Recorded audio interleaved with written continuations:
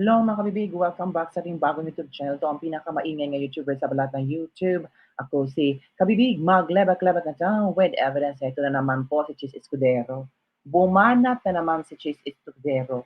Sinabihan pa na niya si BP Sara na the unbecoming of a VP. Ikinadismaya ni Senate President Chis Escudero ang mga pahayag ni Vice President Sara Duterte laban kay President Bongbong Marcos at sa kanyang pamilya. Naku, ito ang sabi ni Cheese, oh. Makinig kayo kabibig, basahin ko ha. Unbecoming mga ganyang uri ng pahayag, lalo na sa pangalawang pinakamataas na opisyal ng ating bansa. Unbecoming ba ang magsalita kung ano ang karapat-dapat mong isampal sa mga taong gusto kang hilain pababa? Grabe ka naman, Cheese, unbecoming agad-agad. Bawal bang magsalita ang Vice President? Bawal bang magpa-press con ang Vice President? Kayo lang ba ang may karapatan magpa-press con? Kayo lang ba ang may karapatan para magbulgar sa mga dapat ibulgar? I think dapat lang malaman ng sabihan ng Pilipino kung ano talaga ang totoong nangyari. Mahirap naman, Chis, kung puro haka-haka na lang. Kaya nga, hindi tayo umaaseso kasi puro haka-haka lang ang ibinigay ng gobyerno natin. Tapos, unbecoming of a VP, sino bang unang nagpa-interview? Di ba si Liza Marcos? Nung siniraan niya si VP Sara? May nasabi ka ba, Chis? May nasabi ba ito mga politikong ito, mga kongresistang ito na ipinagalaban na si VP Sara? May nasabi ba sila na, huy, sana that's unbecoming of a first lady. Nasisiraan niya ang vice presidente na kanyang presidenteng asawa. Meron bang nagdepensa kay VP Sara? Wala. Tumahimik lahat ng kongresista. Tumahimik lahat ng mga politiko. Ang tanging nag-ingay lang itong mga supporters ni VP Sara. Pero ngayon, nagsalita na si VP Sara, ibinulgar na ang mga sikretong, bahong sikreto ng BBM. Iko-correct niyo? Kung sabihin yung unbecoming of a VP, napaka-unfair naman ninyo. Bakit? Sobrang baanghang ba ang mga sinasabi ni VP Sara na hindi kaya ng first family? Yun ang problema sa inyo eh. Yun ang problema sa inyo. Ito pa, bahagi marahil ang paglalabas ng sama ng loob sa buhay ng tao, pero hindi siguro rason yan at lisensya na buksan ang paggamit sa mga salita na napapakinggan ng mga bata o matanda. And I think yung mga bata, hindi naman sila manonood kay Sarah. I'm sorry naman, iba yung pinanonood ng mga bata. And I'm sure sa mga matatanda ngayon, nakikita naman nila kung ano nangyari sa Pilipinas. Hindi naman bulag ang mga matatanda na oo, sa panahon na maraming loyalista, talagang pinaglalaban ang mga Marcos. Pero ngayon parang, I don't know kung meron pa ba na hirap ngayon. Tapos loyalista ka pa rin. Kahit alam mong walang nagawa ang gobyernong Bongbong Marcos, loyalista ka pa rin. Iba yung gawa ng ama ni Bongbong at ang gawa ni Bongbong ngayon. Di ba? Kalerkin nandun si Cheese. May masabi lang, may ma-comment lang. Naku, si Mr. Champagne. Kung may epekto man ito sa stabilidad ng opisina ni Vice President, hindi sa pamamahalaan mismo. Sa kabila nito, naniniwala naman sila doon na makakaayos din ang dalawang leader. I don't know kung magkaayos pa ba. Kasi sinimulan nyo eh. Sinimulan ni Lisa Marcos na pa-interview siya ni Katunyeng. That time, si Vivi Sara tahimik lang. After niyang umalis sa kabinete ni Bongbong Marcos, doon na siya naglabas. Di ba? Desperate na daw si VP Sara. Paano naging desperate na si VP Sara? Kung sinasagot lang niya ang dapat sagutin. Kung sinasagot lang ng mga ni VP Sara ang gustong malaman ng mga netizen. E di sana hindi nagbigay ng reaction si Bongbong Marcos na he was deceived by Sara Duterte. Di ba? Kasi alam ni Sara kung ano totoo. Bakit tatahimik lang si Sara? So kung tatahimik si Sara, sabi ni Bongbong Marcos, I was deceived by her. So kung tatahimik si Sara, it means totoo. Di ba? Sabi ng iba, it's my time to shine, Cheese. Sige, ilang paso mo si Sara. If Sara is impeached, si Cheese ba ang papalit? Motibo. Di ba? I don't know kung ano ang iyong komento tungkol dito mga kabibig tungkol kay Cheese Escudero. Sana hindi na nagkomento si Cheese Escudero kasi hindi naman problema niya to eh. Kay VP Sara to at kay Pangulong Bongbong Marcos. Sana nagkomento lang si Cheese Escudero kung ano ang problema ng bayan. Sana nagbigyan lang siya ng reaction doon. 'Di ba? Baka that's the unbecoming of a Senate President na makisawsaw sa issue ng Vice Presidente at Presidente. Baka sabihin mong sawsawero ka, Cheese Escudero. 'Di ba, naging sawsawero si Cheese Escudero at ang daming mga sawsawero ngayon. Bakit hindi niyo hayaan ang pamilyang Marcos ang magbigay ng komento sa inilabas ni VP Sara? Bakit kayo ang nagko-comment? Kayo, pamilya ba kayo ng mga Marcos? Nakakatawa lang ba? Itong mga kongresista, itong si Cheese Escudero, sila yung parang ano ba, they're barking. Oh, sila yung tahol ng tahol na dinipensahan nila ang Marcos family. Ano bang pwedeng makuha ninyo sa pagdepensa kay Marcos? Lalong magugulo. Lalong ang mga tao makikita nila na weak si BBM. Bakit hindi siya marunong sumagot? Hinayaan niya yung ibang mga politiko ang sasagot sa kanya. 'Di ba? Kung totoong strong si BBM, edi sana sumagot siya kay VP Sara na will take I will talk to VP Sara privately to settle issues. Pero hindi eh. Wala. Ang sino ba? Ito pa si Anjong. Sabi ni Anjong, pambabastos ni VP Sara sa Yumao, disgusting and disgraceful. Pero yung mga pagbabastos ng mga liberal noon, hindi disgusting and disgraceful. Yung pag ang tawag doon, yung kay Leila de Lima na nagkaso para mahukayin ang tawag dito, ang libing ni former President Marcos Sr. sa libing ng mga bayani, hindi ba yung disgusting? Yung si Franz Castro, yung ibang mga dilawan, nanawagan, nagrally, na ayaw nilang ipalibing, dapat hukayin. Hindi ba yung disgusting at disgraceful, Adjong? O sana Adjong next time ba, isip-isip ka din. 'Di ba? Ay nako. Ito pang si ano, Representative Aurelio Dong Gonzales. It's Vice President, not the President Marcos, who has failed as a leader.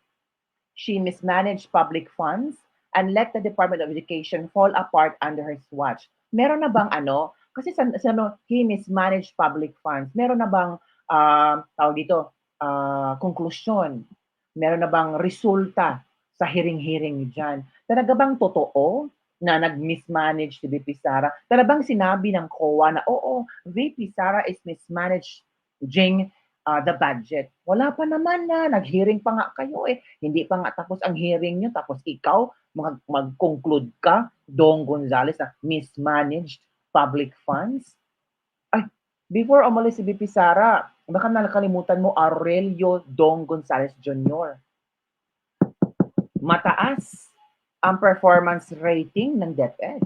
Nagna-number 1, number 2, number 3. Yan ba ang nag-fall apart ang DepEd? Oh, bakit? Yung PISA lang? Yung PISA lang talaga ang tinitingnan yung rason para sabi mo nag-fall apart? Wala na ba ibang rason? Grabe ka naman. Move on pag mata. I-check mo kung anong year yung PISA result. Move on ka naman, sir. Hirap naman sir. At itong si Boyeng Remulla, nagpa-interview. Oh, siya no, ito Secretary Boyeng Remulla. I know there's a presidential decree that does not allow you to do that. Yung mga salita niya against the president. Bakit? Bawal bang magsalita against the president? Bakit Santos ta ba si Bongbong Marcos? Kung magsalita ka, makakasala ka? O hindi ganun, Boyeng Remulla. Grabe naman. Bawal bang batikusin ang presidente? 'Di ba? Nakakagigil naman mga taong ito. Kung kayo babatikusin si VP Sara, okay lang. Pero kung ang presidente, bawal. Kasi may PD, Presidential Decree. Eh yung panahon ni Duterte, ang daming bumatikos kay Duterte. Ang daming nagsabi ng kung ano-ano kay Duterte. Bakit hindi kayo nagsalita? So, eto kabibig ha, manood tayo sa kadramahan ni Boyeng Remulla. Sila pala yung spokesperson ni Bongbong Marcos, no? Ito kabibig ha, manood tayo. Nasaan na ba? So, wait for a while kabibig, malapit na tayo. So, wait for a while. Naman ang buhay. Diba? Alam mo, ito ngayon ang problema eh. Dahil malinaw na na talagang kumbaga The lines have been drawn. Ang tanong ngayon dyan, ano ngayon ang galaw ng bawat partido? Anong gagawin niya, Senator Ivy? Ano galaw ngayon? Ayun, si Senator Ivy, for example. Anong magiging stand niya dyan? Dahil Kasi she has always... ito, it defines the whole territory. Tama. Dahil ano ngayon eh. Sinama na siya. May sinabi ba kayo? Sinama na siya. Ano Sinabi ko sa chat eh. Siya ang sinasabihan. Kasi Group chat. Sinama siya. Yung sinabi niya. Pag hindi niyo ako tinigilan. Pag hindi niyo ako tinigilan, huhukayin ko yung tatay mo. at ito, recently lang sinabi ko ito kahapon Sa lang. press conference. Kahapon lang, Okay. Medyo At mabigat. itatapon ko sa West Philippine Sea. Philippine Sea. So ano na ngayon ang reaction naman ni... Walang sinasabi pa si Senadora. Talagang ano na, the lines have been drawn. So, Hindi lang the lines have been drawn. The manner by which the knives have been put out. The knives have been drawn. The knives have been out. And the manner by which it was done. Yun ang iba. So talagang ano Iba. Talagang kumbaga boss, ano na tayo. Ano siya parang Naghiwalay na tayo ng landas dito. Hindi lang yun. Yung behavior niya It's talaga. more of It's the worrisome manner. because she's the vice president. Ibang So yung puputulin ng ulo ng Yes. presidente. mga ganon. Naisip daw niya, naisip niya. Naisip Naisip niya? niya. O na puputulin niya. Hindi ko maintindihan kung bakit ganun siya mag-isip ngayon. Ano yan, delikado tayo dyan kasi she's the vice president. At anything paano happens yan, to pagbubuyan? and anything Tsaka happens. mukhang she is not getting yung proper advice dun sa kanyang mga staff dyan sa OBP. Di ba parang...